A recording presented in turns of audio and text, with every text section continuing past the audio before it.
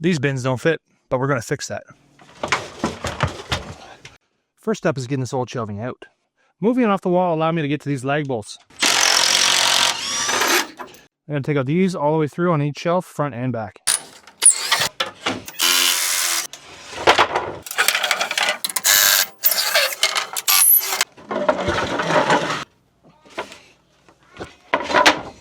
Now these shelves aren't garbage. I'm going to use them for another project in the shed.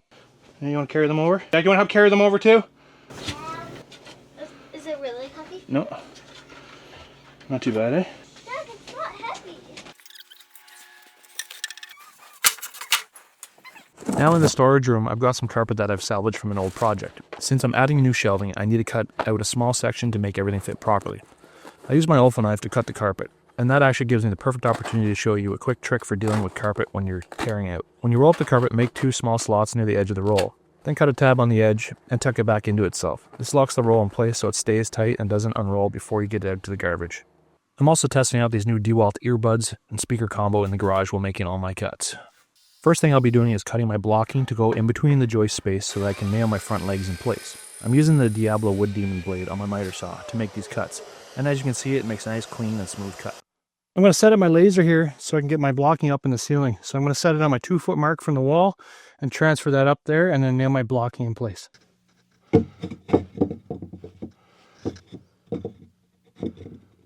This isn't the best spot to film, but it's tight quarters and I'll make do.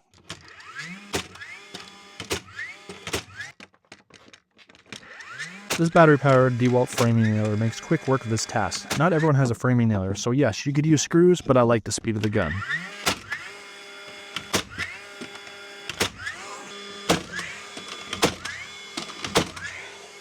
Now, I'll be pre-cutting everything in the garage. Once everything's pre-cut and drilled, it'll be easier to install downstairs.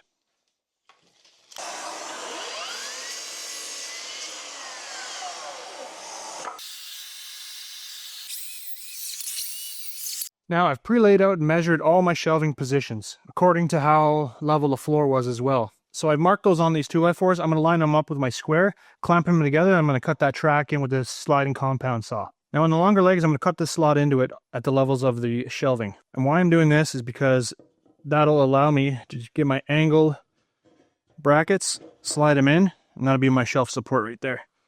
Nice and solid, my plywood would sit on top of this. So all my marks are leveled across with the square. Down here you can see the floor and how it differentiates across the whole length of the shelving. So all I'm going to do is take my quick clamp. I'm going to clamp it on this side so they don't move. And clamp another one on the other side.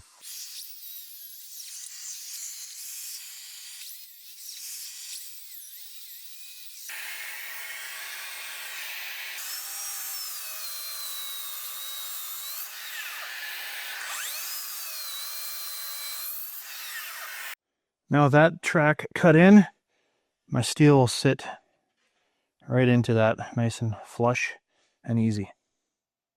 Now on to the metalwork. I'll be using the Diablo Steel Demon blade that fits perfectly in my regular circular saw.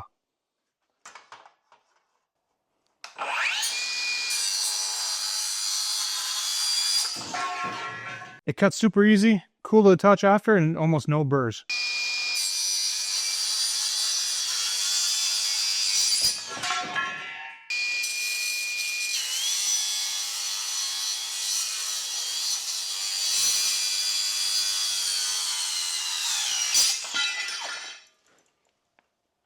Now time to pre-drill all the holes. Now I'm using the Diablo Steel Demon drill bits. It's good for steel, cast iron, wood, aluminum, stainless, plastic, and much more.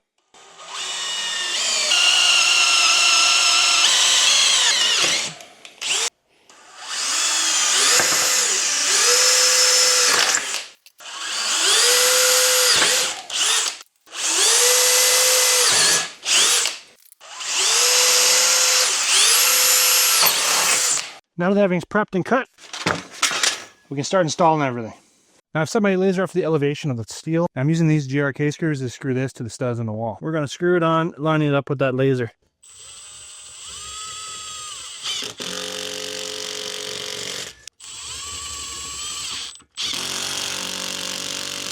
Since I know this is level with the laser, I'm just going to measure up to my top elevation and mark it and then install it.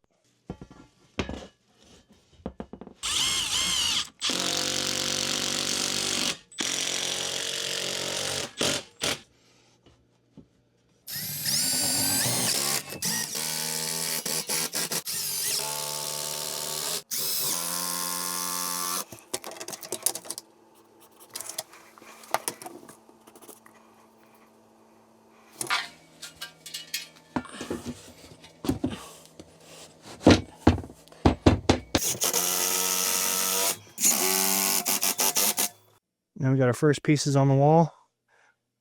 And now we're all set to do the legs. So I've used my laser to mark out the base of the legs all the way up the wall.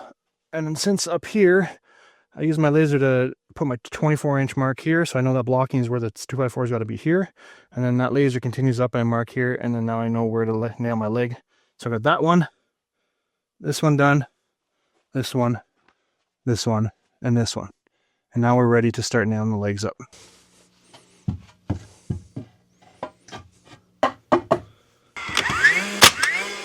Now I'm just nailing these in temporarily just in case I have to do some minute adjustments once I get the angle iron in the front and screwed in. And now we can get our steel in the front.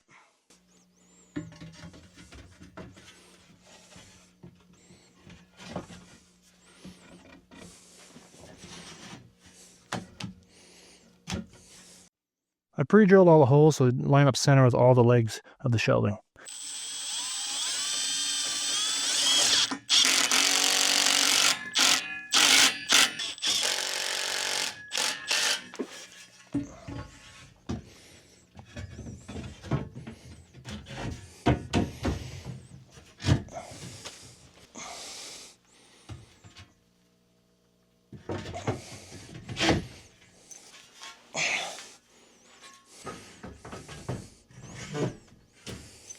Now all the steel is in, it's time to go cut some plywood.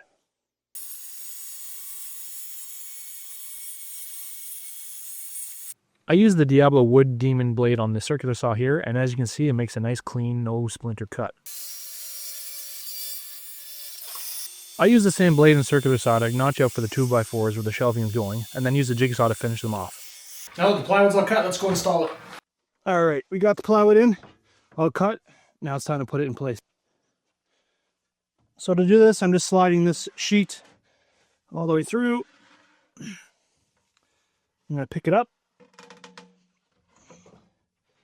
I'm going to drop it in place. Boom.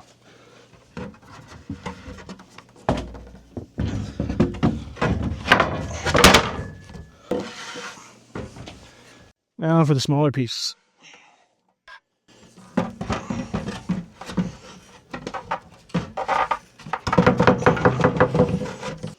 Now, as you can see here, I made my notch a little too tight, but I'll take care of that in a second. On the other hand, the top shelf went in a lot easier. As you'll see here in a second, you place it in front, and I was able to just drop it into place.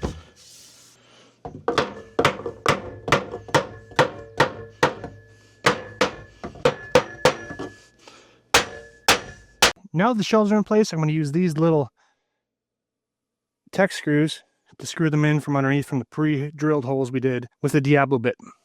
It's a little cozy in here, but I'm used to it.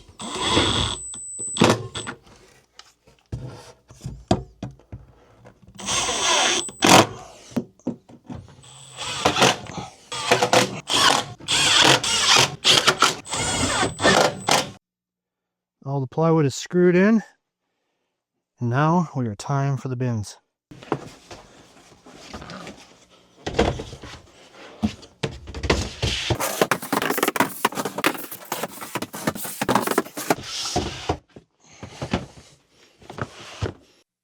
Alrighty, we're all done. All the bins are in place.